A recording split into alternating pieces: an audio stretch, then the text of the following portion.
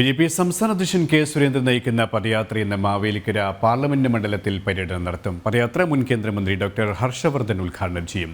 മണ്ഡലത്തിലെ പര്യടനം ചെങ്ങന്നൂർ മഹാദേവ ക്ഷേത്ര ദർശനത്തോടെ ആരംഭിക്കും. വിവിധ സാമുദായിക നേതാക്കളും മതമേലധ്യക്ഷന്മാരുമായും കൂടിക്കാഴ്ച നടത്തും.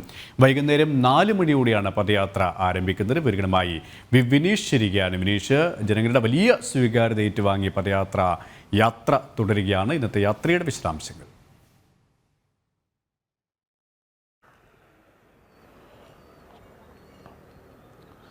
കെ പി സൂചിപ്പിച്ചതുപോലെ തന്നെ വലിയ സ്വീകരണങ്ങൾ എല്ലാ ജില്ലകളിലും ഏറ്റുവാങ്ങിക്കൊണ്ട് തന്നെയാണ് ഇപ്പോൾ മാവേലിക്കര പാർലമെന്റ് മണ്ഡലത്തിലേക്ക് ഇപ്പോൾ ബി.ജെ.പി. സംസ്ഥാന അധ്യക്ഷനും NDA ചെയർമാനുമായ കെ. സുരേന്ദ്രൻ നയിക്കുന്ന പദയാത്ര എത്തി നിൽക്കുന്നത്. ഇന്ന് രാവിലെ മാവേലിക്കര പാർലമെന്റ് മണ്ഡലത്തിൽ പര്യടനം തുടങ്ങുന്നത് തന്നെ ചെങ്ങന്നൂർ മഹാദേവ ക്ഷേത്രത്തിൽ ദർശനം നടത്തിയതിനു ശേഷമാണ് കെ. സുരേന്ദ്രൻ പദയാത്രയ്ക്ക് പര്യടനം തുടക്കം കുറിക്കുന്നത്. ഒപ്പം തന്നെ അല്പസമയത്തിനകം തന്നെ കെ. സുരേന്ദ്രൻ ഈ ക്ഷേത്രത്തിലേക്ക് ഞാൻ നിൽക്കുന്ന ഈ ചെങ്ങന്നൂർ മഹാദേവ ക്ഷേത്രത്തിലേക്ക് എത്തും. അതിനുശേഷം ക്ഷേത്ര ദർശനം നടത്തും. തുടർന്ന് രാവിലെ വണ്ടിമല ദേവസ്ഥാനം ദർശനം കൂടി നടത്തും. ക്ഷേത്ര ഭാരവാഹികളുമായാണ് അവിടെയുള്ള കൂടിക്കാഴ്ച. അതിനുശേഷമാണ് പ്രഭാത ഭക്ഷണം.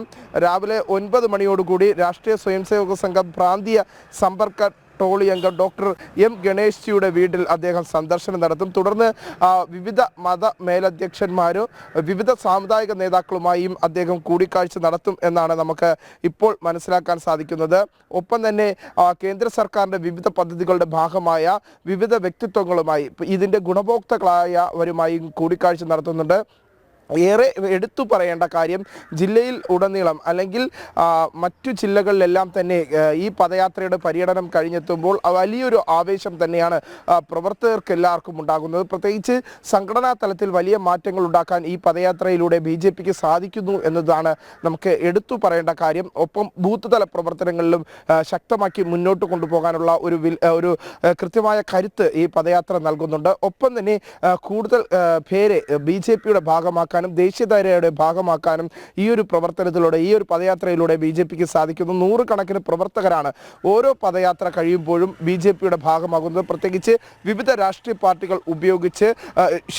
വിവിധ രാഷ്ട്രീയ പാർട്ടികൾ ഉപേക്ഷിച്ച് നിരവധി നേതാക്കളും ഒപ്പം തന്നെ നിരവധി പ്രവർത്തകരുമാണ് ബി.ജെ.പിയുടെ അംഗത്വം സ്വീകരിക്കുന്നത്. അത് നമുക്ക് എല്ലാ വേദികളിലും, പ്രത്യേകിച്ച് പദയാത്രയുടെ പര്യടനം തുടങ്ങുന്നതിന് മുൻപോടിയായുള്ള ഒരു പൊതുസമ്മേളനമുണ്ട്. ആ പൊതുസമ്മേളനത്തിലാണ് നിരവധി രാഷ്ട്രീയ പാർട്ടികൾ ഉപേക്ഷിച്ച് നിരവധി പേർ ഇപ്പോൾ ബി.ജെ.പിയുടെ ഭാഗമാകുന്നത്. ഇവരെയെല്ലാം തന്നെ ബി.ജെ.പി. സംസ്ഥാന അധ്യക്ഷനാണ് സ്വീകരിക്കുന്നത് എന്നതും ഏറെ ശ്രദ്ധേയകരമായ കാര്യം തന്നെയാണ്. എന്തായിരുന്നാലും വൈകുന്നേരം നടക്കുന്ന പൊതുസമ്മേളനം മുൻ കേന്ദ്രമന്ത്രിയായ ഡോക്ടർ ഹർഷവർദ്ധൻ ഉദ്ഘാടനം ചെയ്യും.